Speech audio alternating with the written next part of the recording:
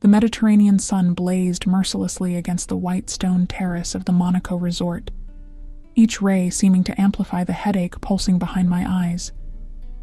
I pressed my fingers to my temples, trying to focus on the financial reports scattered across the glass table before me, but the numbers blurred together like watercolors in rain. 3 days of back-to-back negotiation meetings had left me exhausted, my usual composure fraying at the edges. I reached for my water glass, the condensation cool against my palm, and took a long sip, hoping the hydration would clear my head. The ice clinked softly, a delicate sound almost lost beneath the distant murmur of waves against the shore and the low hum of conversation from other resort guests scattered across the terraces below.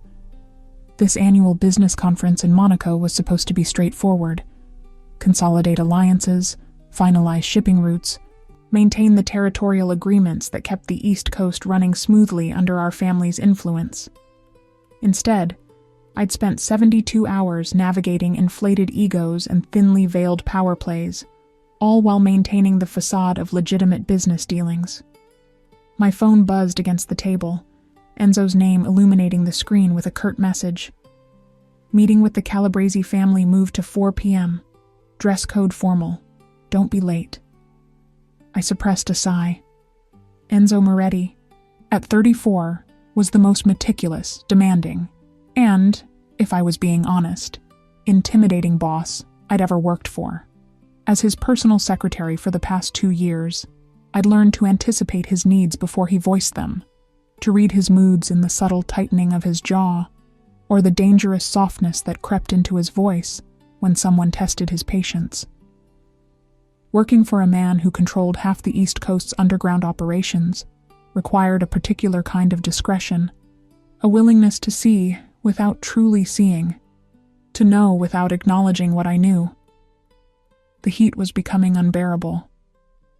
I could feel sweat beading at my hairline, trickling down the back of my neck beneath the severe bun I'd twisted my dark hair into that morning. My cream linen blouse clung uncomfortably to my shoulders, and I longed for the air-conditioned sanctuary of my hotel room. But Enzo had asked me to review these quarterly reports before the Calabrese meeting, and I'd learned quickly that his requests were actually commands wrapped in courteous language.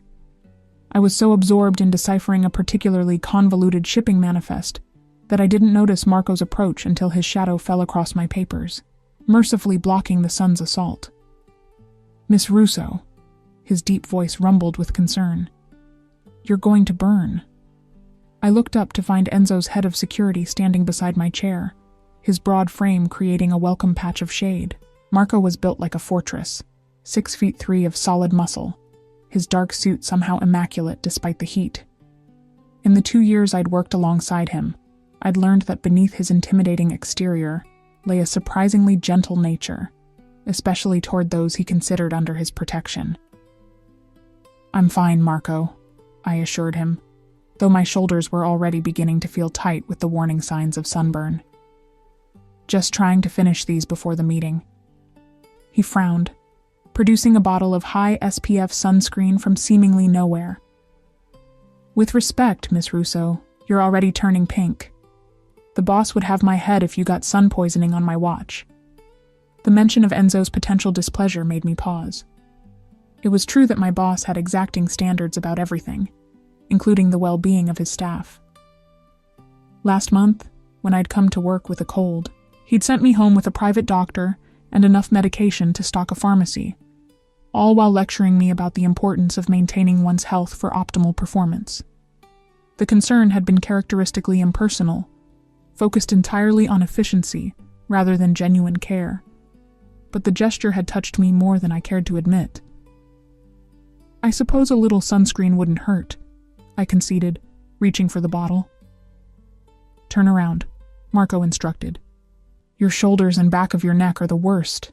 You'll never reach it yourself." There was nothing inappropriate in his tone. Marco treated me with the same protective professionalism he extended to all of Enzo's trusted inner circle. Still, I hesitated for a moment before complying, setting down my pen and shifting in my chair to present my back to him. The sunscreen was blessedly cool against my heated skin, as Marco worked it across my shoulders with surprising gentleness, for hands that I'd seen break a man's arm without apparent effort. His touch was entirely clinical, efficient, as he spread the lotion across the exposed skin at the nape of my neck, where my bun left me vulnerable to the sun's assault. "There," he said after a moment, his voice carrying satisfaction. "That should protect you for the next few hours at least. You really should wear a hat though, Miss Russo. This Mediterranean sun is no joke." I turned back to face him, offering a grateful smile. "Thank you, Marco. I'll remember that tomorrow." "Is this work?" The voice cut through the air like a blade, cold, sharp, and absolutely lethal in its quiet intensity. I froze, every muscle in my body going rigid as recognition sent ice flooding through my veins despite the heat. Enzo stood in the terrace doorway, backlit by the interior shadows of the resort, his tall frame rigid with something I couldn't quite identify. At 34, he commanded attention without effort. Dark hair impeccably styled, his custom-tailored charcoal suit fitting his athletic build perfectly despite the heat, steel gray eyes that missed nothing. But it was the set of his jaw, the dangerous stillness in his posture, that made my breath catch. Marco straightened immediately, his hand falling away from my shoulder as though burned. "Boss, I asked," Enzo interrupted, his gaze fixed on me rather than his security chief. "If this is work, Elena." There was something in his tone, something beneath the surface ice, that I'd never heard before. In 2 years of working closely with him, I'd learned to read the subtle variations in his voice, the particular timbre that preceded violence against those who crossed him, the slight warming when he was genuinely pleased with something, the absolute frost that indicated someone had made a catastrophic error in judgment. But this was different. This carried an edge I couldn't quite identify, something almost personal. Something possessed me in that moment. Perhaps it was the heat, or the exhaustion from 3 days of endless meetings, or the way the sun had made me lightheaded. Perhaps it was the romance novel I'd hidden in my desk drawer back in New York, its pages dog-eared from rereading my favorite scenes of fictional heroines who dared to challenge powerful men. Perhaps it was simply that working so closely with Enzo for 2 years had worn down some of my natural caution, made me forget the very real danger that lurked beneath his civilized exterior. Whatever the reason, I found myself meeting his gaze directly, a small smile tugging at the corner of my mouth despite the warning bells clanging in my head. "I didn't know the boss cared so much about my skin," I said softly, the words escaping before I could call them back. The silence that followed felt like standing on the edge of a cliff, waiting to see if the ground would hold or crumble beneath my feet. Marco went absolutely still beside me, and I could practically feel his shock radiating outward. No one spoke to Enzo Moretti that way. No one challenged him, teased him, showed anything but complete deference or carefully calculated respect. For a moment, Enzo's expression remained unreadable. Those steel gray eyes locked on mine with an intensity that made my pulse race. Then something flickered across his face. Surprise, perhaps, or something else I couldn't name. The muscle in his jaw tightened, and I watched his hands clench briefly at his sides before he forced them to relax. "Marco," he said, still holding my gaze, "you're dismissed." "Boss?" Marco began, but Enzo cut him off with a slight shake of his head. "Now." The security chief departed without another word, though I caught the worried glance he shot in my direction before disappearing into the resort. And then I was alone with Enzo. The Mediterranean sun beating down mercilessly, my heart hammering against my ribs as I realized the magnitude of what I'd just done. He moved forward slowly, each step deliberate, until he stood beside my chair. Up close, I could see the faint stubble along his jaw, unusual for him, a sign of the grueling schedule he'd been maintaining. The scent of his cologne reached me, expensive and subtle, mixing with the salt air and sunscreen. "Stand up, Elena." It wasn't a request. I rose on unsteady legs, having to tilt my head back to maintain eye contact. At 5'4", I'd always felt small around him, but never more so than now, with less than a foot of space separating us. "In 2 years," he said quietly, his voice carrying a dangerous edge that made my skin prickle. "You have never once spoken to me with anything less than perfect professionalism. So I'm going to ask you again, and I suggest you consider your answer very carefully. Was that comment work?" I should have apologized. Should have lowered my gaze, stepped back, returned to the safety of our carefully maintained professional distance. That would have been the smart thing, the safe thing.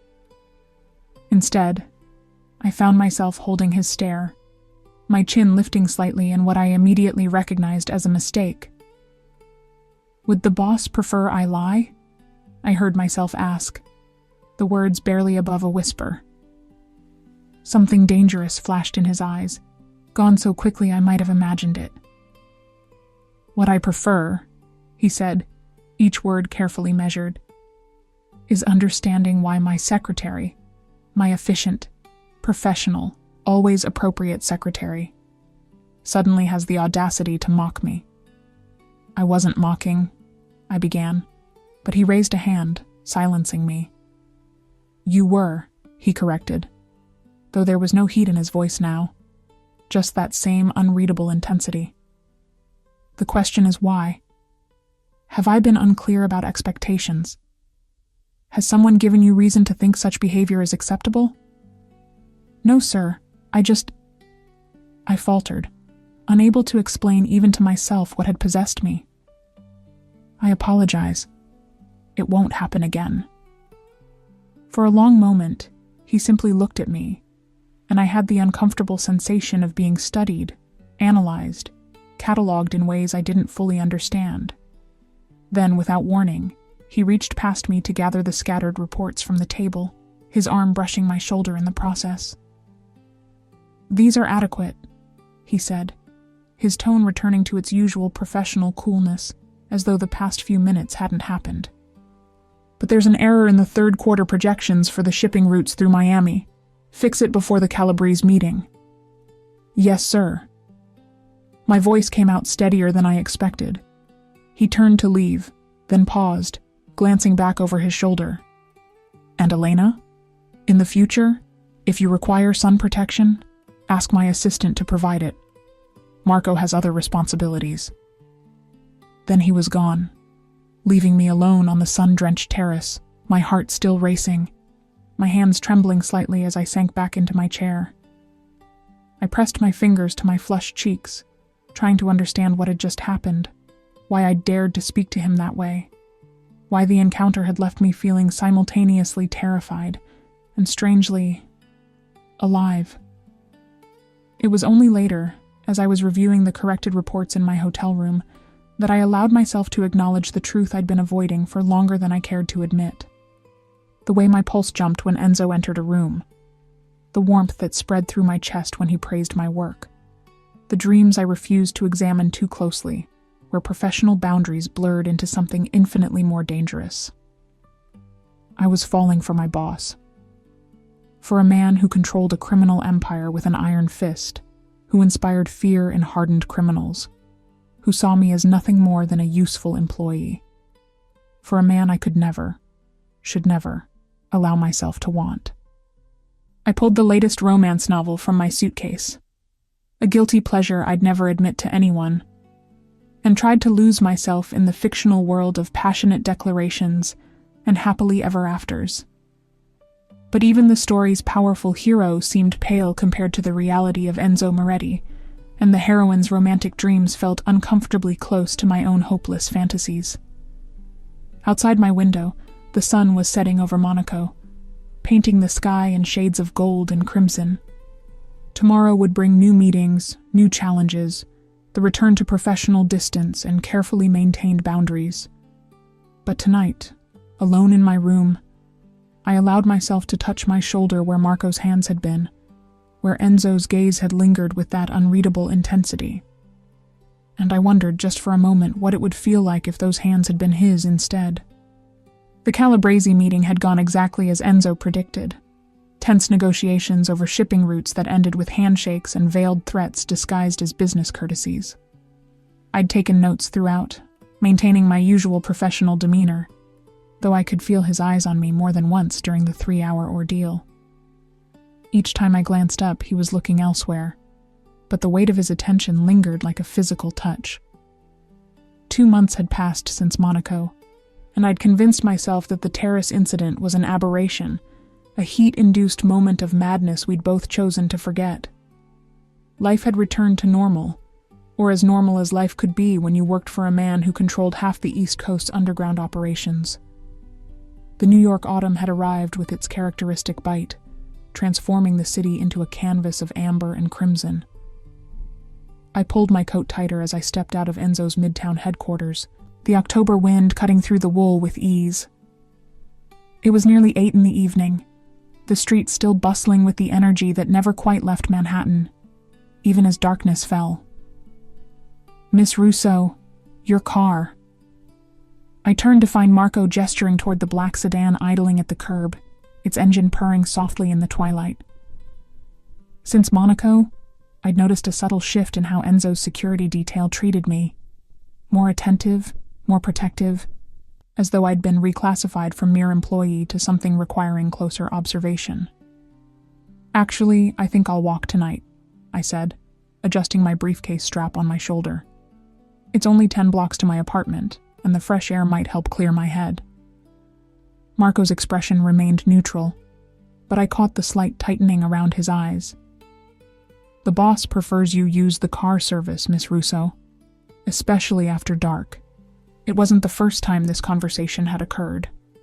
In fact, it had become an almost nightly ritual, me asserting my independence, Marco gently but firmly redirecting me toward Enzo's preferences. Usually I acquiesced without much protest, too tired to argue. But tonight, after hours of watching Enzo negotiate territorial agreements with the cold precision of a chess master, I needed the space to breathe, to remember that I existed outside the gravitational pull of his world. "Please tell Mr. Moretti I appreciate his concern, but I'm perfectly capable of— Tell me yourself."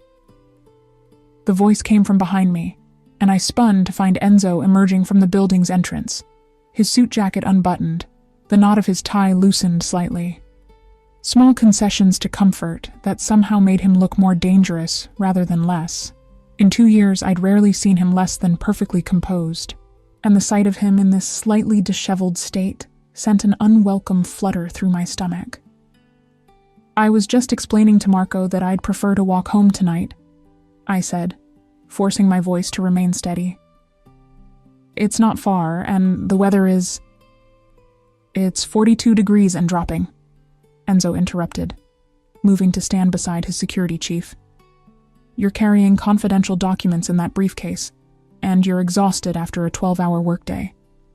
Marco, ensure Miss Russo gets home safely." The dismissal was clear, but something in me, perhaps the same reckless impulse that had possessed me in Monaco, refused to yield.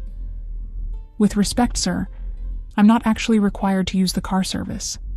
My contract specifies—" "Your contract." His eyes locked onto mine with that intensity I'd come to recognize as a warning sign.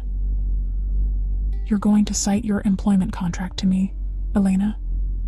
The way he said my name, with that slight emphasis that made it sound like both a caress and a reprimand, sent heat flooding to my cheeks. I was acutely aware of Marco standing nearby, of the driver waiting patiently by the car, of the pedestrians flowing past us on the sidewalk.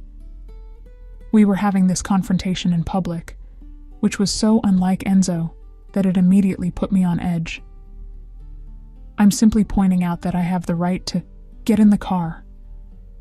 3 words, spoken quietly enough that anyone passing might have missed them, but carrying such absolute authority that I felt my knees weaken slightly.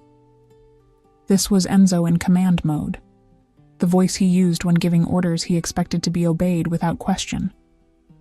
I'd heard him use it with business associates, with rivals, with members of his own organization, but never, in 2 years, directed at me.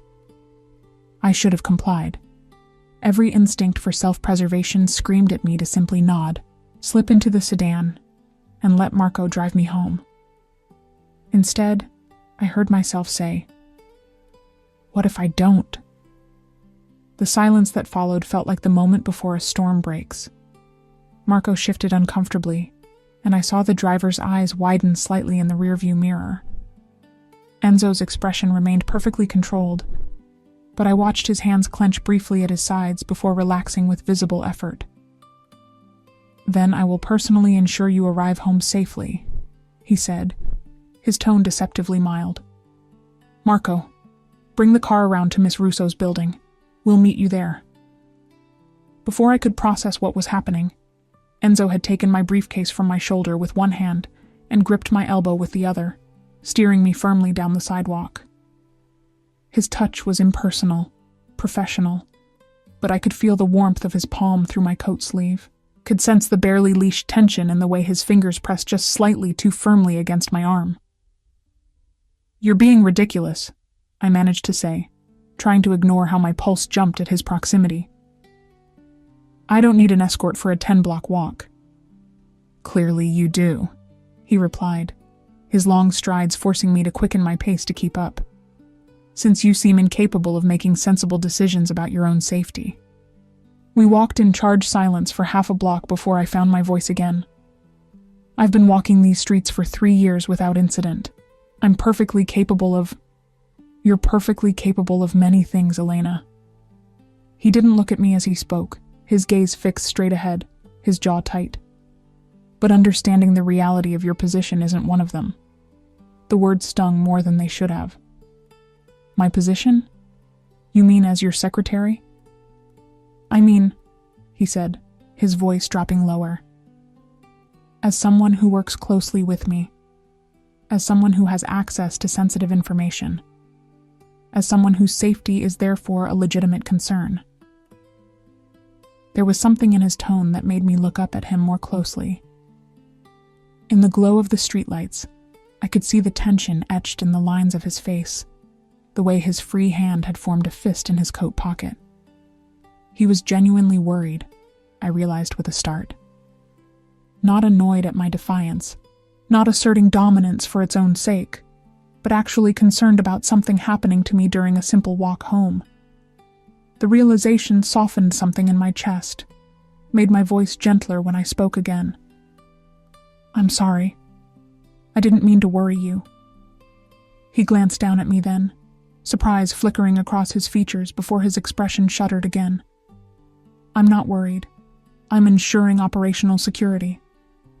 But the slight flush along his cheekbones, barely visible in the dim light, suggested otherwise. We'd made it 6 blocks in silence when a voice called out from behind us. "Excuse me, miss. I think you dropped this."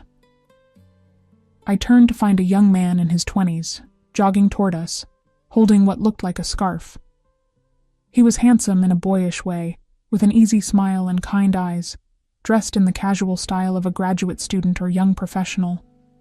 Completely harmless. "Oh, that's not—" I began, but the man had already reached us, holding out the scarf with a sheepish grin. "My mistake. Could have sworn I saw it fall from your bag." His gaze lingered on me a moment longer than strictly necessary, his smile widening. "Though I'm not entirely sorry for the error. Would you happen to know if there's a good coffee shop around here? I'm new to the neighborhood." It was harmless flirting, the kind I encountered occasionally and always politely deflected. I opened my mouth to offer directions to the nearest Starbucks when I felt Enzo move. It was subtle. A shift in his posture, a slight angling of his body to place himself more directly between me and the stranger. His hand, which had released my elbow when we stopped, now settled at the small of my back, possessive and unmistakable in its message. "The lady is occupied," Enzo said, his voice carrying the kind of quiet menace that made the young man's smile falter. "I suggest you find your coffee elsewhere." The stranger's eyes widened as he finally seemed to register who he was talking to. Whether he recognized Enzo specifically, or simply sensed the danger radiating from him, I couldn't tell, but he took a hasty step backward. "Right. Sorry. My mistake." He disappeared into the crowd with admirable speed. I turned to look at Enzo, whose hand still rested against my back, warm even through my coat. That was unnecessary. He was just being friendly. He was being interested. Enzo's jaw tightened. There's a difference. And if he was? I'm perfectly capable of declining a conversation without your intervention. Clearly. His tone was dry, and when his eyes met mine, I saw something flickering in their depths that made my breath catch. Hence why you were smiling at him. I was being polite, I protested, though my cheeks heated at the accusation. It's called basic courtesy, not flirtation. Then you should recalibrate your understanding of how your courtesy is perceived. He resumed walking, his hand dropping from my back in a way that felt like both relief and loss. Men see what they want to see, Elena. Your friendliness can be easily misinterpreted as invitation. The presumption in his words ignited something in me. So I should be cold and dismissive to every stranger who speaks to me? Should I scowl at doormen and waiters too? Or is this special advice reserved for situations where I might accidentally smile at someone without your permission? He stopped walking so abruptly that I took 2 more steps before realizing he was no longer beside me. When I turned back, he was staring at me with an expression I'd never seen before. Not anger exactly, but something raw and unguarded that disappeared almost instantly behind his usual mask of control. Without my permission, he repeated, his voice soft and dangerous. Is that what you think this is about? I don't know what this is about, I admitted, frustration bleeding into my words. You've never cared about my personal interactions before. In 2 years, you've never once commented on how I speak to vendors or clients or anyone else. So forgive me for finding your sudden concern rather suspicious. The streetlight above us flickered, casting his face in alternating shadow and light. When he spoke again, his voice had gentled, but the intensity remained. I've always cared about your safety, Elena. The difference is that recently, I've become more aware of the threats to it. Something in his tone made my heart skip. What threats? Has something happened? Is there a specific... You happened. The words seemed pulled from him against his will. You happened, and I realized how vulnerable you are, walking around this city like you're invisible when you're anything but. I stared at him, trying to parse the meaning behind his words, my mind cataloging every inflection, every micro-expression. This was the most personal conversation we'd ever had, straying far from the carefully maintained boundaries of employer and employee. And the way he was looking at me, like I was a problem he couldn't solve, an equation that refused to balance, sent warmth flooding through my chest despite the October chill. I'm not invisible, I said softly. But I'm also not important enough to warrant this level of protection. I'm your secretary, not what? He took a step closer, and suddenly the busy Manhattan street felt like it contained only the 2 of us. Not someone worth protecting? Not someone whose absence would matter? The question hung between us, loaded with implications I didn't dare examine too closely. My mouth had gone dry, and I struggled to formulate a response that wouldn't reveal too much of what I felt, what I'd been carefully hiding for months. We should keep walking, I finally managed. Marco will be waiting. Something flickered across his face, disappointment perhaps, or relief, before he nodded and resumed our journey. We completed the final blocks to my building in silence, but it was a different quality of quiet now, charged with things unspoken. The black sedan was indeed waiting when we arrived, Marco standing beside it with his usual impassive expression, though I caught a flicker of curiosity in his eyes as he took in our silent approach. Thank you for walking me home, I said formally, reaching for my briefcase, though I still maintain it was unnecessary. Enzo handed over the briefcase, but didn't immediately release it when my fingers closed around the handle, forcing me to meet his gaze. Humor me, he said quietly. Use the car service. For my peace of mind, if nothing else. The personal plea, so unlike his usual commands, undid me completely. All right, I conceded. I'll use the car service.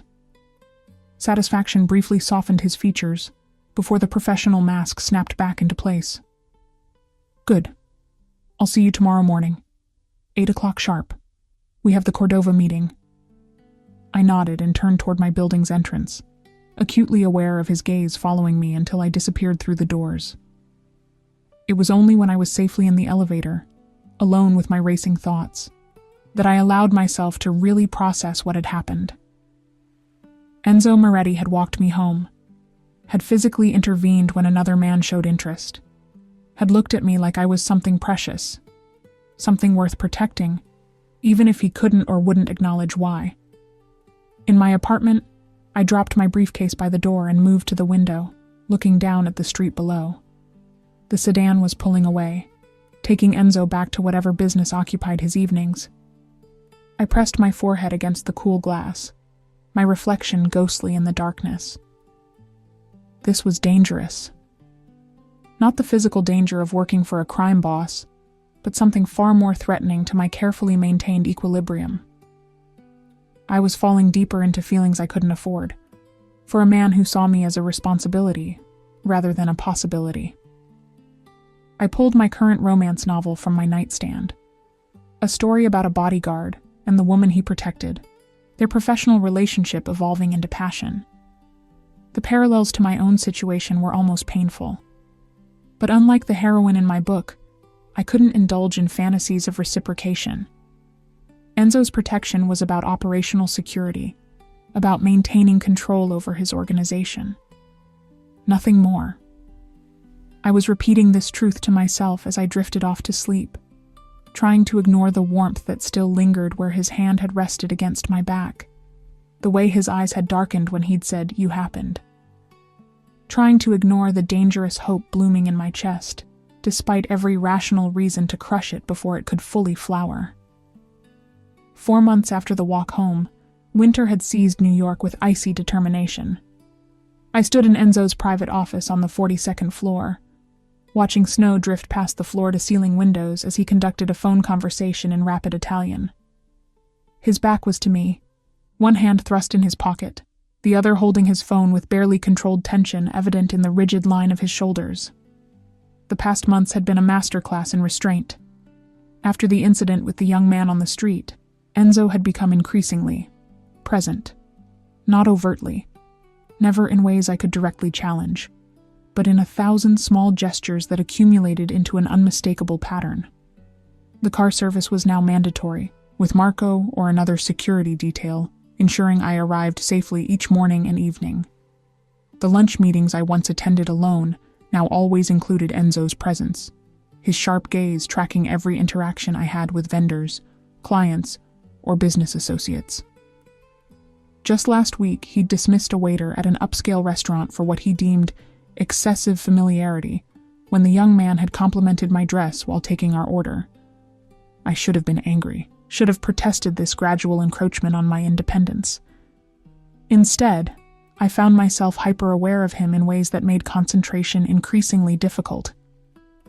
The way his jaw tightened when another man entered my orbit, the possessive hand at my back when we walked into meetings together, the intensity in his gaze when he thought I wasn't looking, and beneath it all, the growing certainty that I was deluding myself with romantic fantasies, projecting meaning onto actions that probably stemmed from nothing more than Enzo's pathological need for control. The phone conversation ended with a sharp word that needed no translation. Enzo set the device down with careful precision, the kind of deliberate movement that indicated barely leashed frustration. "Problem?" I asked, setting aside the quarterly reports I'd been reviewing. He turned to face me, and I caught the flash of something dark in his expression before it smoothed into professional neutrality.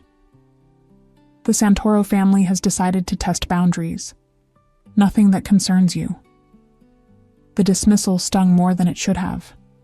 In 2 years of working closely with him, Enzo had never fully opened up about the darker aspects of his business, maintaining a careful barrier between his professional life and the criminal empire beneath it.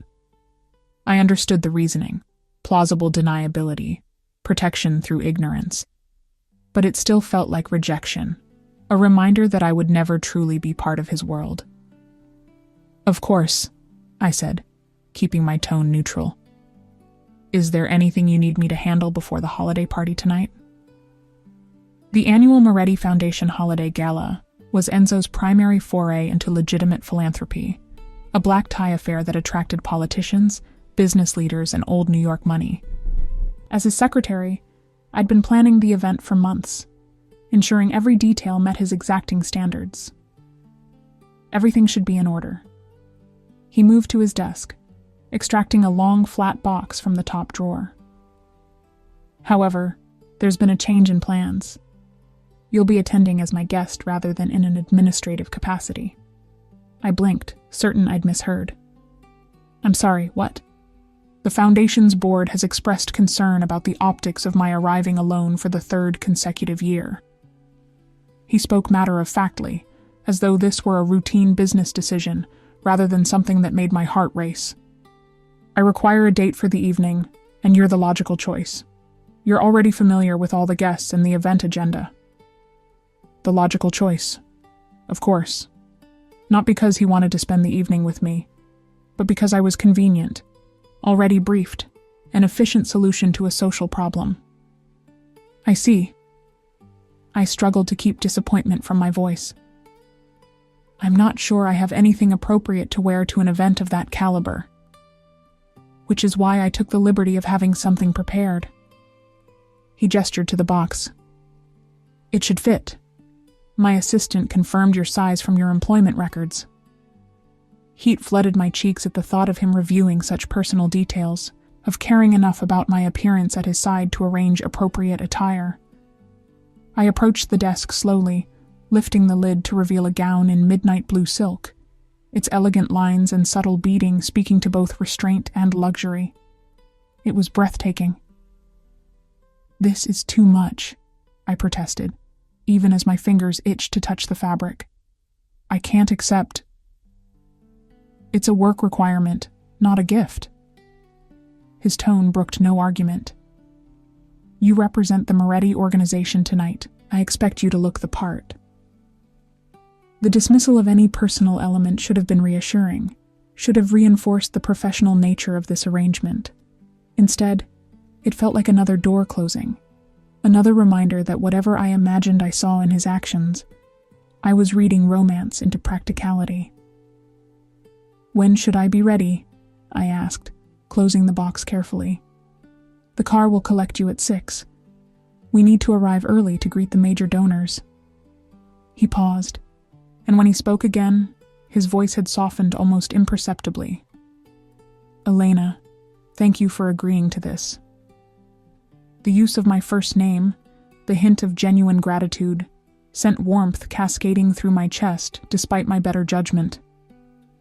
"Of course, it's part of my job." Something flickered in his eyes. Was it disappointment? Before his expression cleared. "Indeed. You're dismissed for the afternoon. Take time to prepare." I gathered my belongings, acutely aware of his gaze following me to the door. As I reached for the handle, his voice stopped me. "Elena?" I turned back to find him watching me with an intensity that made breathing difficult. "Yes?" "The dress. Blue suits you." It was such a small comment, so seemingly innocuous, yet delivered with an undertone that made my skin flush with awareness. Before I could formulate a response, he'd already turned back to his desk, effectively dismissing me. The subway ride home passed in a daze, my mind replaying his words, searching for hidden meaning in tone and inflection the way I'd become expert at doing. This was dangerous territory, reading intention into professional courtesy, letting hope override reason. In my apartment, I opened the box again, running my fingers over the silk. The dress was perfect, chosen with an understanding of my style that suggested more attention than I'd realized Enzo paid to such details. I tried it on, and it fit like it had been made specifically for me, the midnight blue, bringing out the olive undertones in my skin. The cut flattering in ways that made me feel beautiful, rather than simply appropriate. I thought about the romance novel currently on my nightstand, a story about a woman who'd served as companion to a wealthy recluse, their professional arrangement slowly transforming into something deeper. It was fantasy, I reminded myself firmly. Real life didn't work that way. Real life was pragmatic men who chose dates for efficiency and bought dresses to maintain corporate image. But as I stood before my mirror, watching the silk catch the light, I allowed myself to imagine, just for a moment, what it might be like if tonight was real. If Enzo had asked me as a woman he wanted to spend time with, rather than a convenient employee. If the possessiveness I'd noticed over the past months stemmed from desire rather than control, dangerous fantasies for a woman who should know better. The car arrived precisely at 6, Marco emerging to hold the door with his usual professional courtesy, though I caught the slight widening of his eyes when he saw me in the gown. The drive to the Plaza Hotel where the gala was being held seemed both too long and too short, my nerves ratcheting higher with each passing block. Enzo was waiting in the lobby when I arrived, and the sight of him in formal evening wear momentarily robbed me of coherent thought. I'd seen him in expensive suits daily for 2 years, but there was something about the classic lines of a tuxedo that emphasized the breadth of his shoulders, the lean strength evident even through civilized clothing. His dark hair was perfectly styled, his steel gray eyes tracking my approach with an intensity that made my steps falter. Elena. My name on his lips sounded different tonight, weighted with something I couldn't identify. You look. He trailed off, and I watched a muscle tick in his jaw as his gaze traveled over me with slow deliberation. The dress was an excellent choice. Thank you for providing it, I managed, hyper-aware of how his eyes lingered on the way the silk draped across my shoulders. Should we go in? Instead of answering, he produced a small velvet box from his pocket. One final detail. He opened it to reveal a delicate diamond pendant on a platinum chain, simple and elegant. Before I could protest, he'd moved behind me, his fingers brushing the nape of my neck as he fastened the clasp. The touch lasted seconds, but it sent shivers cascading down my spine, my breath catching audibly. There. His voice was close to my ear, low enough that it felt intimate despite the public setting. Now you're perfect. Perfect. The word echoed in my mind as he offered his arm, as I placed my hand in the crook of his elbow, as we entered the ballroom together. The next 3 hours passed in a blur of introductions and small talk, Enzo's hand a constant presence at my back or elbow, guiding me through the crowd with possessive ease. I watched him work the room with the skill of someone who understood power and how to wield it. Charming when necessary, intimidating when required, always in control. But whenever someone's attention lingered on me too long, a business associate's appreciative glance, a donor's friendly conversation, I felt Enzo's grip tighten subtly, saw his jaw clench in that telltale way. It was during dinner, seated beside him at the head table, that everything began to unravel. I must say, Enzo, your choice of companion this evening is refreshing. The speaker was Lorenzo Russo, a rival family head whose relationship with Enzo was cordial but tense. He smiled at me across the table with practiced charm. Much lovelier than the usual society girls who frequent these events. Miss Russo is my secretary, Enzo replied, his tone carefully neutral, even as his hand found my knee under the table, a touch clearly meant as claiming rather than comfort. She's intimately familiar with the Foundation's work. I'm sure she's intimately familiar with many aspects of your operations. Lorenzo's smile widened, the innuendo unmistakable. Lucky man. The implication hung in the air, and I felt Enzo go absolutely still beside me, his hand tightening on my knee with barely restrained force. When he spoke, his voice carried the kind of quiet menace I'd heard him use with those who'd made catastrophic errors in judgment. I'd choose your next words very carefully, Lorenzo. The temperature at the table seemed to drop several degrees. Lorenzo's smile faltered as he seemed to register his mistake, his gaze darting between Enzo and me with dawning realization. My apologies, he said quickly. I meant no disrespect to Miss Russo, simply admiring Enzo's excellent taste in all things. The moment passed, conversation resuming around us, but Enzo's hand remained on my knee, his touch burning through the silk of my dress. I risked a glance at his profile, finding his jaw clenched, his eyes fixed straight ahead with barely controlled fury. Are you all right?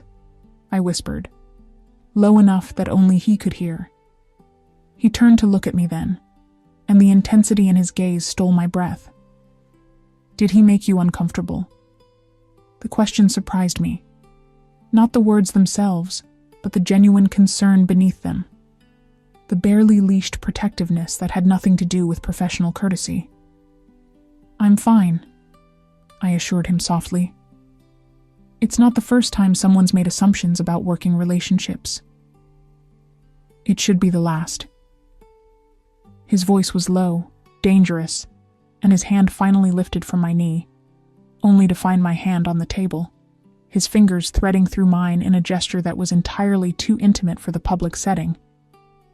You deserve better than crude innuendo from men who should know better. My heart hammered against my ribs as I stared at our joined hands, his thumb absently stroking across my knuckles in a way that couldn't possibly be unconscious. Enzo, dance with me. It wasn't a question. He was already rising, drawing me with him toward the dance floor where other couples swayed to the string quartet. My mind screamed warnings. This was crossing lines, blurring boundaries, inviting complications neither of us could afford. But my traitorous body followed his lead as he guided me to the center of the floor. His hand settled at my waist, warm even through silk, while his other hand cradled mine against his chest. We began to move, and I was struck by how naturally we fit together, how his taller frame seemed designed to shelter mine, how right it felt to be held this way. I need to tell you something, he said after a moment, his voice rough. About why I brought you tonight. My pulse jumped. You said it was for the board, for appearances.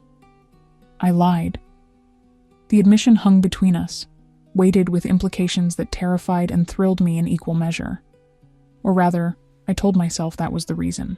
But the truth is, I wanted you here, not as my secretary, not as a convenient solution to a social problem, as my date. The world seemed to tilt beneath my feet. I don't understand. Neither do I. A humorless laugh escaped him. For 6 months I've been trying to rationalize this, telling myself my concern was professional, that the way other men look at you only bothers me because you're part of my organization, that wanting you close was about security rather than... He trailed off, his grip on my waist tightening. I've run a criminal empire since I was 23, Elena. I've negotiated with the most dangerous men in 5 countries. And somehow, you've become the thing I can't control, can't categorize, can't seem to function rationally around. My breath caught, hope and fear warring in my chest. What are you saying? I'm saying that when I saw Marco touching you in Monaco, I wanted to break every bone in his hand, even knowing he meant nothing by it. I'm saying that every man who looks at you makes me want to eliminate competition in ways that would horrify you. I'm saying that I've been lying to myself for months, and I'm done pretending that this, he gestured between us, is purely professional. The confession was so unexpected, so raw, that for a moment I could only stare at him. Then reality crashed back, bringing with it all the reasons this was impossible. You're my boss, I whispered, though my body betrayed me by moving closer to his. This is. We can't. Can't what? His hand moved from my waist to cup my face, his thumb brushing across my cheekbone with devastating gentleness. Can't acknowledge what's been building between us? Can't admit that you feel it too? Even if I did. I forced myself to meet his gaze, to be honest even as it terrified me. You're Enzo Moretti. You could have anyone. Why would you want your secretary, someone ordinary who... You think you're ordinary. His laugh was genuine this time, though tinged with disbelief. Elena, you've challenged me in ways no one else dares. You see through my control, call me on my bullshit with that sweet smile that makes me forget why I should maintain distance. You're brilliant, kind, brave enough to walk alone at night despite my objections, stubborn enough to argue with a man most people fear. Nothing about you is ordinary. The sincerity in his words undid every defense I'd carefully constructed. I don't know what to say. Then don't say anything. He pulled me closer, until mere inches separated us, until I could feel the warmth of his breath against my temple. Just tell me I'm not alone in this. Tell me you feel even a fraction of what I feel, and we'll figure out the rest. I should have lied, should have protected us both from the complications this would inevitably bring. But as I looked up into his eyes, seeing vulnerability I'd never expected from him, the truth spilled out before I could stop it. You're not alone, I whispered. You've never been alone in this. Something fierce and triumphant flashed in his expression. The hand cradling my face slid to the back of my neck, his fingers threading through my hair in a way that made me shiver. He was going to kiss me. Here, in front of half of New York's elite, with no regard for discretion or consequences. And God help me, I wanted him to. But before his lips could meet mine, his phone vibrated insistently in his pocket. He froze, a muscle ticking in his jaw as he clearly debated ignoring it. Then, with visible reluctance, he released me, stepping back to check the message. Whatever he read drained the warmth from his expression, replacing it with cold fury. I have to go. There's been an incident that requires my immediate attention. The abrupt shift from intimate confession to professional crisis left me reeling. What kind of incident? The kind that reminds me why involvement with me is dangerous. His voice had gone flat, carefully controlled. Marco will take you home. We'll discuss this later. Enzo. Not now, Elena. He was already moving away, signaling to Marco across the ballroom. Just go home. Be safe. And then he was gone, leaving me standing alone on the dance floor in a midnight blue dress and borrowed diamonds, my heart still racing from confession and near kiss, my mind struggling to process the whiplash of the past 10 minutes. Marco appeared at my elbow, his expression professionally blank. Miss Russo, the car is waiting. I followed him out of the ballroom in a daze, Enzo's words echoing in my mind. You're not alone in this. But as the car carried me through the snowy streets toward my apartment, I couldn't shake the fear that whatever incident had called him away was exactly the kind of dangerous reality that would ultimately make anything between us impossible. In my apartment, I carefully removed the diamond necklace, placing it in its velvet box with trembling fingers. The dress went onto a hanger, but I couldn't bring myself to look at my reflection. Couldn't reconcile the woman who'd danced with Enzo with the cautious secretary who'd spent 2 years hiding her feelings. Sleep eluded me that night. Instead, I lay awake, remembering the way he'd looked at me, the raw honesty in his confession, the promise of that almost kiss. And beneath it all, the growing certainty that whatever came next would change everything, for better or worse. The romance novels on my nightstand suddenly seemed less like escapist fantasy and more like prophecy. Sometimes the powerful man and the ordinary woman did find their way to each other. Sometimes professional boundaries blurred into something deeper. Sometimes the impossible became possible. But those were stories. And Enzo Moretti lived in a world where fairy tale endings collided with brutal reality, where confessions whispered on a dance floor might not survive the harsh light of day. All I could do was wait and see which truth would win.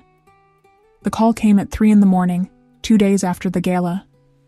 I jerked awake to my phone's insistent buzzing, my heart already racing before I'd even registered the name on the screen. Enzo. Hello? My voice came out rough with sleep and confusion.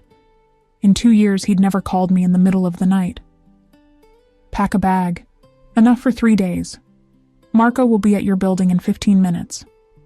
His tone was clipped, professional, but I could hear something beneath it. Tension, urgency, carefully controlled concern. I sat up, instantly alert. What's happened? Are you all right? I'm fine. You're not safe at your apartment anymore. I'll explain when you arrive. Arrive where? Enzo, you're not making sense. Elena. My name was a command, pulling me into focus. There's no time for questions. Pack what you need. Trust me. The line went dead before I could respond. Trust me. 2 words that should have sent me running, that should have triggered every self-preservation instinct I possessed. Instead, I found myself moving on autopilot, throwing clothes and toiletries into a bag, my hands shaking as I tried to process what was happening. The Santoro situation. Whatever incident had pulled Enzo away from the gala. This had to be connected, had to be the dangerous reality he'd warned me about. And somehow, it now threatened me directly. Marco was indeed waiting when I descended to the street, his usually stoic expression tight with something that might have been worry. He took my bag without a word, ushering me into the familiar black sedan with an urgency that made my stomach clench. Marco, what's going on? Where are we going? The boss will explain. He pulled into traffic with practiced ease, his eyes constantly checking the rearview mirror as though expecting pursuit. You're safe now, Miss Russo. That's what matters. Safe. The word felt hollow as we drove through the pre-dawn darkness, leaving Manhattan behind for highways I didn't recognize. I tried to orient myself, but exhaustion and fear made concentration difficult. All I knew was that we were heading north, away from the city, into territory I'd never navigated. 40 minutes later, we turned onto a private road marked only by a subtle gate that opened automatically at our approach. The estate that emerged from the darkness took my breath away, a sprawling property that managed to project both elegance and security, every line designed with purpose. The main house was dark stone and glass, illuminated by subtle landscape lighting that emphasized its architecture without revealing too much detail. Marco pulled up to the entrance, and my door opened before I could reach for the handle. Enzo stood there, dressed in dark slacks and a partially unbuttoned dress shirt, his hair slightly disheveled as though he'd been running his hands through it. The relief that crossed his face when he saw me was quickly masked. But I'd seen it. Genuine, unguarded emotion that made my chest tighten. You're all right. It wasn't a question, but his hands moved to my arms anyway, as though needing physical confirmation. You scared me half to death with that phone call, I said, allowing him to help me from the car, even as anger and fear warred in my chest. What's going on? Why am I here? Inside first. His hand found the small of my back, that now familiar possessive touch guiding me toward the entrance. Then I'll explain everything. The interior of the house matched its exterior, expensive but not ostentatious, designed for comfort and security in equal measure. Enzo led me to a study paneled in dark wood, gesturing me toward a leather sofa, while he poured 2 glasses of amber liquid from a crystal decanter. I don't drink whiskey, I protested, but he pressed a glass into my hands anyway. Tonight you do. Trust me. You'll want it. I took a small sip, the burn of expensive scotch clearing some of the fog from my mind. Enzo settled into the chair across from me, elbows on his knees, his gaze fixed on mine with an intensity that made breathing difficult. The Santoro family has decided to escalate their challenge to my territory, he began without preamble. 2 nights ago, they made a move against one of my operations. It failed, but in the process, They obtained information about my associations, including you. My fingers tightened on the glass. What kind of information? Enough to identify you as someone close to me. Someone whose absence or harm would be personally affecting rather than merely a business inconvenience. His jaw clenched. They've made it clear that you're now a potential target, a pressure point they might choose to exploit. The words should have terrified me, and part of me was terrified. But another part, the part that had been falling for this dangerous man for months, focused on something else entirely. Someone close to you, I repeated softly. Is that what I am? His eyes darkened. After the gala, after what I told you, did you think I was speaking hypothetically? I thought you might reconsider in the cold light of day. Realize that involving yourself with your secretary was a complication you didn't need. Elena. He set his own glass aside, leaning forward until only inches separated us. The Santoros identified you as a vulnerability, precisely because I haven't been as careful about hiding my interest as I should have been. The way I look at you, position myself near you, respond to other men's attention. It's apparently been obvious to anyone paying attention. Heat flooded my cheeks. I didn't realize. Neither did I. Not until Lorenzo made that comment at the gala, and I nearly put him through a wall for implying you were anything less than deserving of absolute respect. He reached out, his hand finding mine where it rested on the sofa, his thumb tracing patterns across my knuckles. I've spent my entire adult life maintaining control, keeping everyone at a calculated distance. And then you walked into that interview 2 years ago, so serious in your bargain suit, determined to prove you belonged in a world that clearly intimidated you.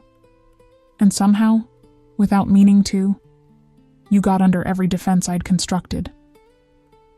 My breath caught at the raw honesty in his confession. What happens now? Now you stay here, under my protection, until the Santoro situation is resolved. His grip on my hand tightened. This estate has security that rivals military installations. No one gets in or out without my knowledge. You'll be safe. For how long? As long as it takes. He paused, something vulnerable flickering in his expression. And potentially longer, if you're willing. The implication hung between us, weighted with possibility and danger in equal measure. You're asking me to move in with you. I'm asking you to let me keep you safe. The rest. He lifted my hand to his lips, pressing a kiss to my knuckles that sent shivers cascading down my spine. The rest we'll figure out together. I should have said no. Should have insisted on alternative arrangements, maintained professional boundaries, protected myself from the inevitable complications. Instead, I found myself nodding, my voice barely above a whisper, okay. Relief transformed his features, making him look younger, less burdened. I'll have your things moved from your apartment tomorrow. In the meantime, there are guest rooms. I don't want a guest room. The words escaped before I could call them back, bold and reckless. Not if this is real. Not if what you said at the gala was true. Something fierce and possessive flashed in his eyes. Elena, you should understand what you're agreeing to. I'm not a man who does casual involvement. If we cross this line, then we cross it. I set my whiskey glass aside, suddenly certain despite all the rational reasons to hesitate. I'm tired of pretending, Enzo. Tired of hiding how I feel, of watching you from a distance, of going home alone every night when all I want is to be close to you. He was moving before I'd finished speaking, pulling me into his arms with a desperation that stole my breath. His mouth found mine in a kiss that was nothing like the gentle, almost kiss from the gala. This was hungry, demanding. 2 years of restraint shattering in an instant. I responded with equal fervor, my fingers threading through his hair as he deepened the kiss, his hands spanning my waist, then sliding up my back to press me closer. He tasted like whiskey and want, like promises and danger. and I couldn't get enough. When we finally broke apart, both breathing hard, he rested his forehead against mine. "Are you sure?" His voice was rough, strained. "Once we do this, there's no going back to how things were." "I don't want to go back." I cupped his face in my hands, making him meet my gaze. "I want to move forward. With you." What followed was a blur of sensation. Enzo lifting me effortlessly, carrying me through the house to the master suite, lowering me onto silk sheets with a reverence that made my heart ache.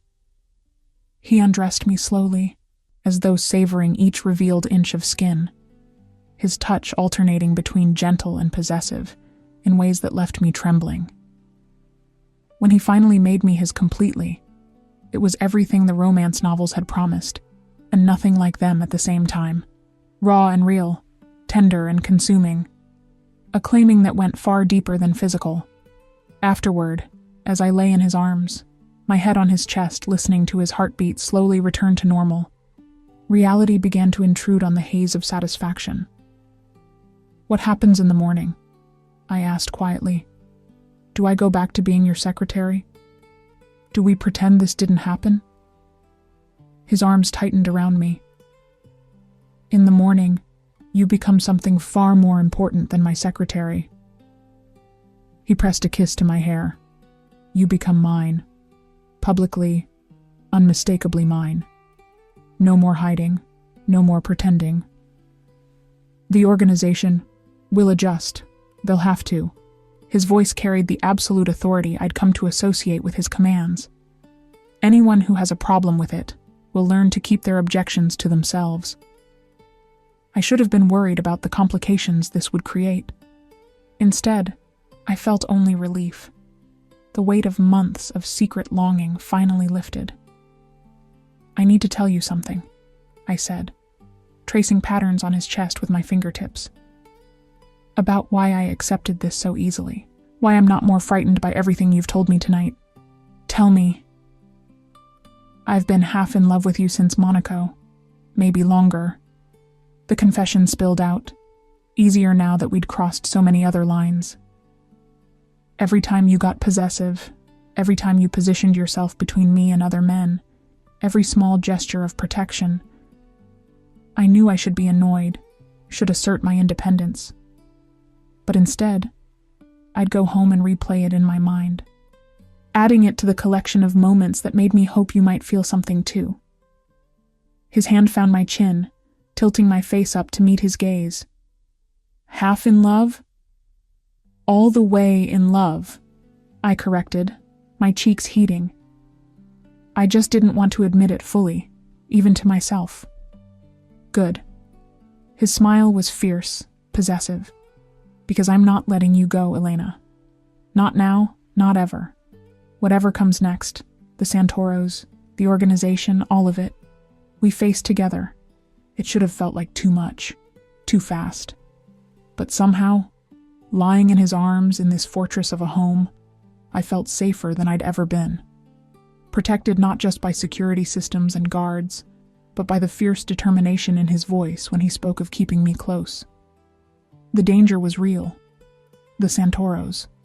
The complications of loving a man like Enzo. The fundamental impossibility of our situation. But so was this. The way he held me like I was precious. The vulnerability he showed that I suspected few others ever witnessed. In the morning, there would be logistics to manage, security protocols to establish, a new reality to navigate. But for now, in the pre-dawn darkness of Enzo Moretti's bedroom, I allowed myself to simply be. To be wanted, protected, loved by a man who controlled an empire, but had somehow lost control when it came to me. "Sleep," he murmured against my hair. "Tomorrow starts our new normal." And I did, safe in his arms. My last conscious thought a silent prayer that whatever challenges tomorrow brought, we'd be strong enough to face them together. Morning arrived with golden sunlight streaming through floor-to-ceiling windows I didn't recognize, momentarily disorienting me before memory flooded back. Enzo's confession, the threat from the Santoros, the night we'd spent crossing every line that had separated us for 2 years. I turned to find him already awake, propped on one elbow, watching me with an intensity that made my breath catch. His dark hair was tousled, his jaw shadowed with morning stubble, and the way his gaze traveled over my face held a possessiveness that was unmistakable. "Good morning," I managed, suddenly aware of how vulnerable I felt in the daylight, without the cover of darkness or the urgency of the moment to shield me from the magnitude of what we'd done. "Good morning." His hand came up to cup my cheek, his thumb brushing across my lower lip with devastating gentleness. "Any regrets?" "No." The answer came without hesitation, surprising us both with its certainty. "You?" "Only that I wasted 2 years maintaining distance when I could have had this." He leaned in to kiss me, soft and lingering, before pulling back with visible reluctance. "But we need to talk about practicalities. Your position, the organization, how we move forward." Reality crashed back, bringing with it all the complications I'd ignored in the heat of the moment. "I can't be your secretary anymore. Not if we're—" "No, you can't." He sat up, the sheets pooling at his waist in a way that made concentration difficult. "Which is why I'm promoting you. The Moretti Foundation needs a new director. Someone who understands my vision, who can manage both the legitimate operations and navigate the complexities of our actual business model." I blinked, trying to process the offer. "You want me to run the foundation?" "You've been essentially running it for the past year anyway, managing the gala, coordinating with board members, overseeing grant distributions." His expression was serious, professional, despite our state of undress. "The only difference is that now it will be official, with appropriate compensation and authority to match the responsibility. People will talk. They'll assume I got the position because of this." I gestured between us. "Let them assume what they want." His voice hardened, taking on the edge I recognized from business negotiations. "You're more than qualified. Anyone who questions your credentials will answer to me." The fierce protectiveness in his tone sent warmth flooding through my chest. "And the Santoro situation? How long do I need to stay here?" Something flickered in his expression. Hesitation, calculation, the weighing of truths. "The Santoros have been dealt with." What does that mean, exactly? "It means," he said carefully, "that as of last night, they're no longer in a position to threaten anyone under my protection. The details aren't something you need to concern yourself with." Translation. Whatever he'd done had been violent enough that he wanted to shield me from it. Part of me appreciated the consideration. Part of me recognized that this was the reality of loving a man like Enzo. There would always be shadows I couldn't fully see into, actions taken to protect me that I might prefer not to know about. So I could go back to my apartment if I wanted to. His jaw tightened. "You could, but I'd prefer you didn't." "Why?" "Because having you here, under my roof, where I can ensure your safety personally, it's the only way I can focus on anything else." His hand found mine, threading our fingers together. "Because waking up with you in my arms is something I'm not willing to give up now that I've experienced it.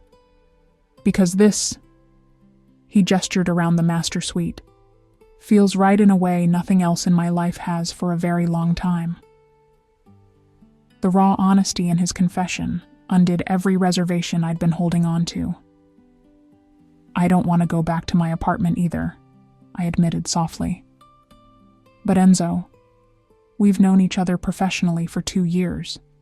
We've been, whatever we are now, for less than 24 hours. Moving in together seems inevitable," he finished. "Elena, I've negotiated with some of the most dangerous people in 5 countries. I've built an empire through careful calculation and strategic planning. And in all of that, I've learned to recognize when something is worth fighting for, worth risking everything for. You are worth it." How was I supposed to resist that? How was any woman supposed to hear those words from a man like Enzo Moretti and not surrender completely? "Okay," I whispered. "I'll stay." Satisfaction and something deeper, relief, perhaps, or triumph, transformed his features. He pulled me into his arms, and what followed made us both forget about practicalities and complications for a blissful interval. It was only later, as we finally emerged from the master suite, that the true scope of what I'd agreed to began to reveal itself. The house was enormous, far larger than I'd realized in the pre-dawn darkness. Staff moved through the halls with practiced efficiency. A housekeeper, a chef, security personnel whose presence was constant but discreet. "How many people work here?" I asked as Enzo guided me toward the kitchen, his hand at the small of my back in that possessive gesture I'd come to associate with him. "Enough to maintain the property and security."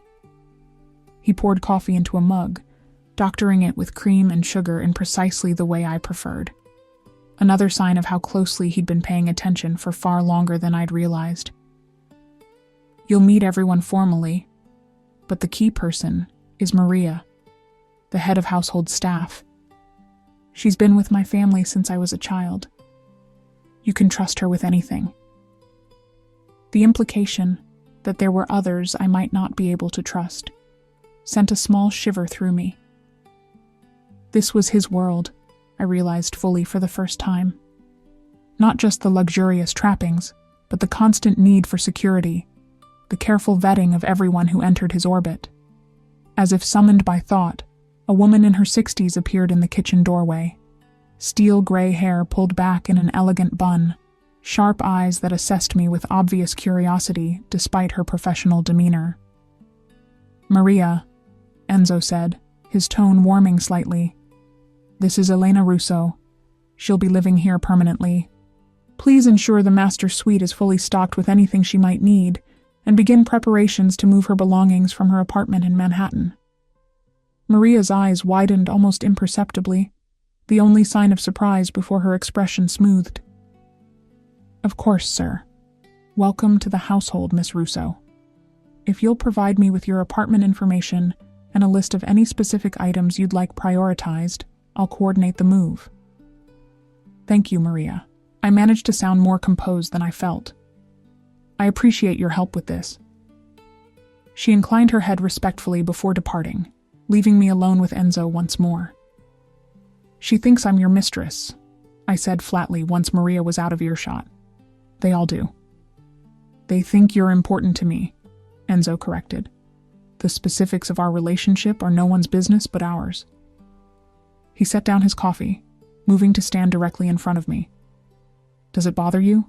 What they might think?" "It bothers me that you have a household staff to begin with," I admitted. "That this is normal for you, living in a fortress, having people anticipate your every need, existing in this world of luxury and danger. I'm a secretary from Queens who shops at Target and takes the subway. This is overwhelming," he supplied, his hands coming to rest on my shoulders. "I understand. But Elena, you're not just a secretary from Queens. You never were. You've been handling confidential information for a criminal organization for 2 years without flinching. You've navigated social situations with politicians and business leaders with grace. You reorganized the foundation's entire grant structure and increased its efficiency by 40%. You're far more capable of thriving in this world than you give yourself credit for." The confidence in his voice, the absolute certainty that I belonged here, made something warm bloom in my chest. "You really believe that?" "I know that." His thumbs stroked along my collarbones, the touch grounding. "And I'll be here to help you adjust, to answer questions, to support you however you need. You're not alone in this, Elena. Not anymore." The following week passed in a blur of adjustment.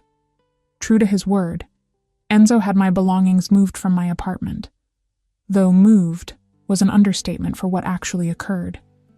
A team of professionals packed everything with meticulous care, cataloged each item, and transported it to the estate where it was unpacked and organized in closets and drawers that were absurdly spacious compared to my former cramped quarters. The foundation directorship became official at a board meeting I attended with Enzo, enduring the speculative glances of members who clearly understood exactly why I'd been elevated. But Enzo's absolute authority over the organization meant no one dared voice objections, and my thorough presentation on proposed initiatives silenced any who might have questioned my qualifications. Professionally, the transition was surprisingly smooth. Personally, it was a revelation. Living with Enzo meant learning the private man beneath the public persona, discovering that he was an early riser who spent the first hour of each day in a home gym, that he had a weakness for vintage Scotch and old Italian films, that he slept with one arm always draped possessively across me, as though afraid I might disappear in the night. It also meant confronting the reality of his world in ways I'd been shielded from as merely his secretary. The late-night phone calls he took in his study, emerging with expressions of cold fury. The meetings with men whose names I recognized from news reports about organized crime. The nights he came to bed late, his hands trembling slightly in a way that suggested violence recently committed. I learned not to ask about these things directly. Instead, I was simply there, waiting up with whiskey when he needed it, providing silent comfort when words would have been inadequate, offering a refuge from the darkness of his business dealings. It was during one such night, 3 weeks after I'd moved in, that everything shifted again. Enzo had been gone all day on business that had left him tense and remote.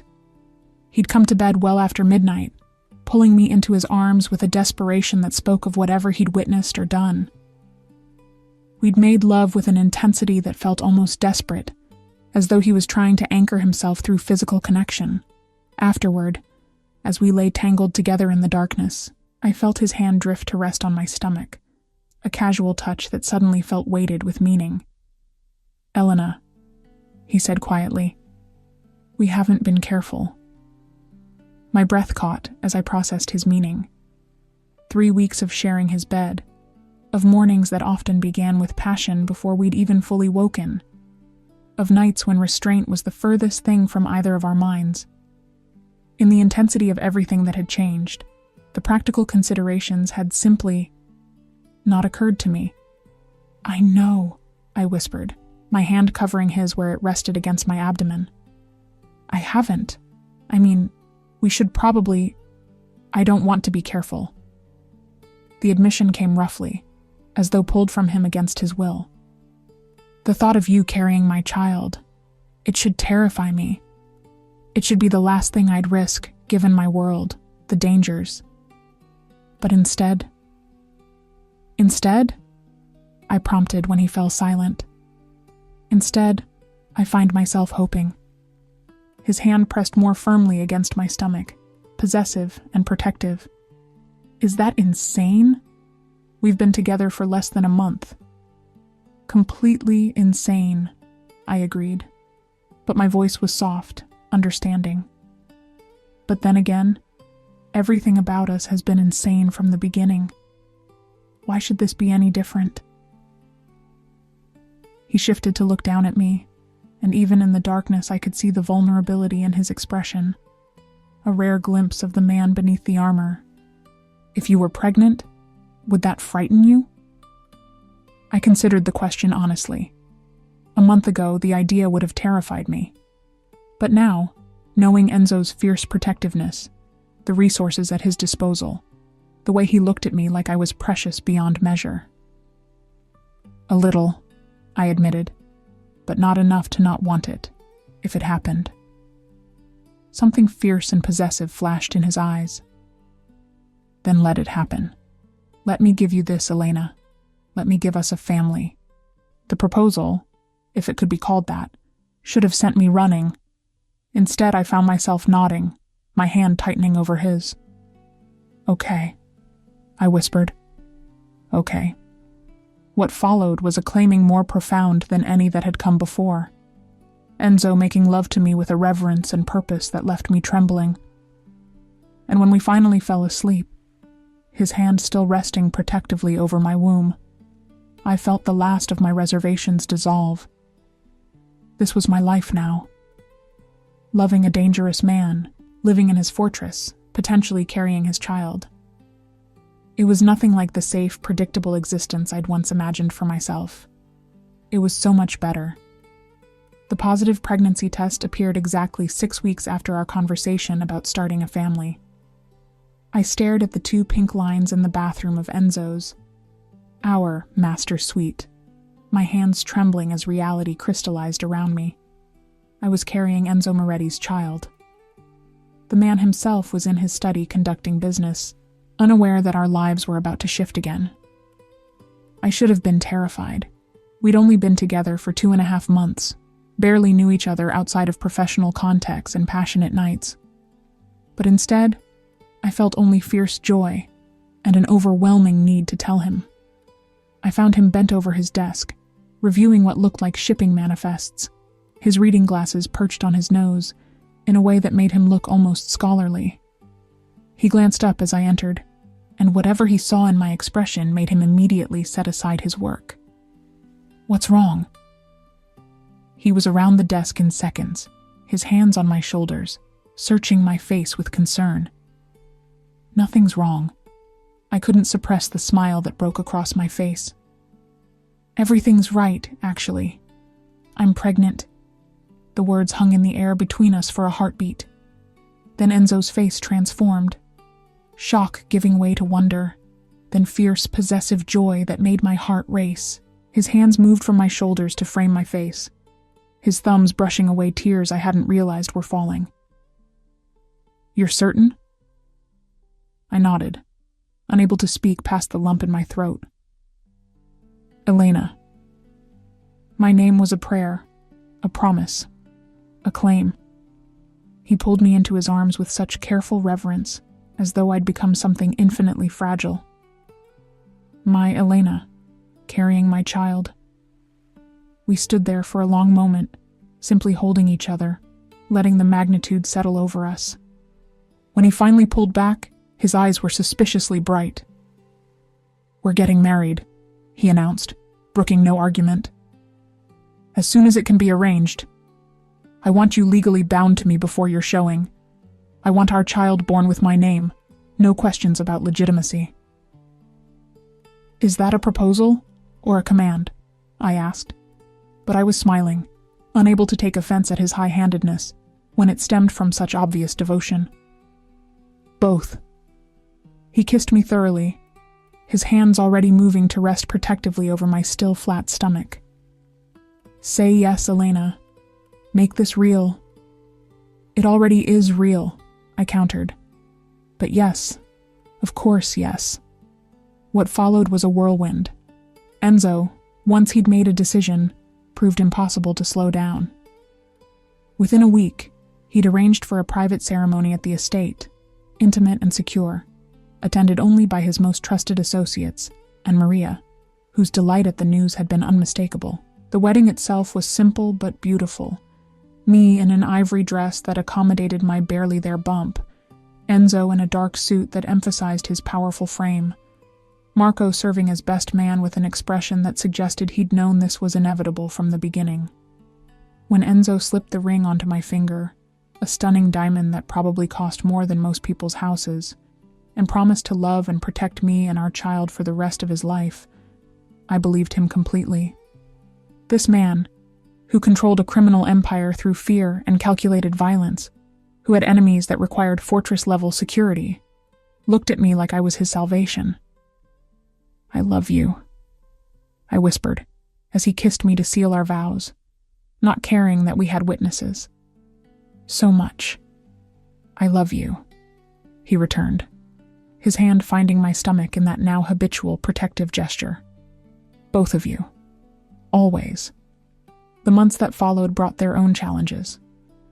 The pregnancy progressed smoothly despite my initial fears, Enzo's protectiveness reaching almost comical levels as my bump grew more prominent. He hired the best obstetrician in the city, insisted on accompanying me to every appointment, and went nearly feral when anyone, including medical professionals, got too close. "You can't threaten my doctor for examining me," I'd had to explain after he'd glared at the poor man for pressing too firmly on my abdomen during a checkup. "It's literally his job." He was hurting you. He was checking the baby's position. There's a difference. But beneath the overprotectiveness was genuine devotion. Enzo attended every ultrasound, his hand gripping mine as we watched our daughter's image on the screen. He researched pregnancy obsessively, ensuring I had every comfort, every resource. When I craved ridiculous food combinations at 3 a.m, he personally went to the kitchen to prepare them, rather than waking the staff. The foundation work continued to fulfill me in ways I hadn't expected. Under my direction, we'd expanded several key programs, established new scholarship funds, and increased community outreach.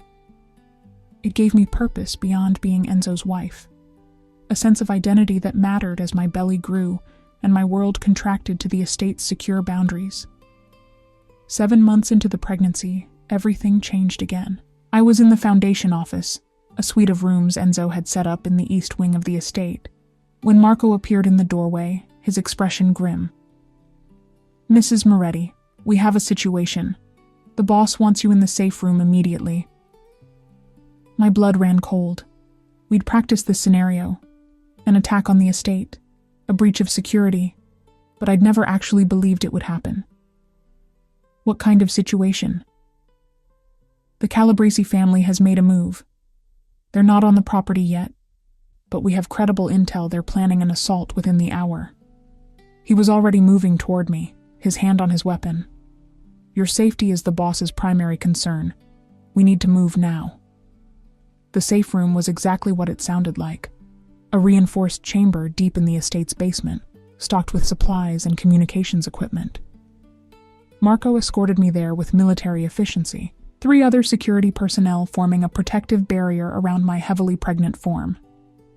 Enzo was already there when we arrived, pacing like a caged predator, his phone pressed to his ear as he issued rapid commands in Italian. The moment he saw me, he ended the call and pulled me into his arms with desperate intensity. "Are you all right? The baby?" "We're fine," I assured him, though my heart was racing. Marco said the Calabresi family is about to learn what happens when they threaten what's mine. His voice was cold, deadly, the tone I'd heard him use with enemies but never directed at me. "They think they can leverage my family, use you and our daughter as pressure points. They're wrong. Enzo, stay here." He kissed me hard, possessive. "Marco and his team will protect you. I'm going to end this." Fear clutched at my heart. "Don't go. Let your men handle it. You don't need to." "They came after my wife. My pregnant wife." His hands moved to cradle my face, his eyes burning with barely controlled fury. "There is no delegating this, Elena. This is personal." I understood then what I'd always known intellectually, but was now confronting viscerally. Enzo's world was one where violence was currency, where perceived weakness invited attack, where protecting family meant eliminating threats permanently. "Come back to me," I whispered, my hands clutching his shirt. "Come back to us. Always." He kissed me once more, lingering, then turned to Marco. "No one gets past you. You understand? With my life, boss." And then Enzo was gone, leaving me in the safe room with Marco and 2 other guards, listening to muffled sounds from above that might have been gunfire or might have been my imagination. The next 3 hours were the longest of my life. Marco maintained professional calm, but I could see the tension in his shoulders, the way his hand never strayed far from his weapon. I sat in a corner, my hands protectively over my stomach, whispering reassurances to the baby who kicked restlessly, as though sensing my distress. When the door finally opened again, I nearly sobbed with relief. Enzo stood there, his shirt blood-stained, a cut along his jaw, but alive and whole. His eyes found mine immediately, softening from cold fury to fierce devotion in an instant. "It's over," he said simply. "The Calabresi family won't trouble us again." I didn't ask what over meant, what he'd done to ensure our safety. I simply launched myself into his arms as well as my pregnant belly allowed, tears streaming down my face as he held me with careful strength. I was so scared. Shh. He stroked my hair, his voice gentle despite the evidence of violence on his clothes. I promised I'd come back. I always keep my promises to you. That night, after he'd showered and the estate's security had been reinforced, we lay in bed together, my back against his chest, his hand splayed protectively over our daughter's movements. I can't do this, I whispered into the darkness. I can't spend our life terrified that someone will take you from us, that our daughter will grow up without her father because someone decided to challenge your territory. Then I'll make sure they don't. His voice was absolute, unyielding. What happened today? It was a message, Elena. A demonstration of what awaits anyone who threatens my family. The Calabrese family's leadership is gone. Others will think very carefully before making the same mistake. The casual way he referenced eliminating an entire family's leadership should have horrified me. Instead, I felt only relief that the threat was neutralized, that we were safe. What have you turned me into? I asked, only half joking. 2 years ago, I would have been appalled by all of this.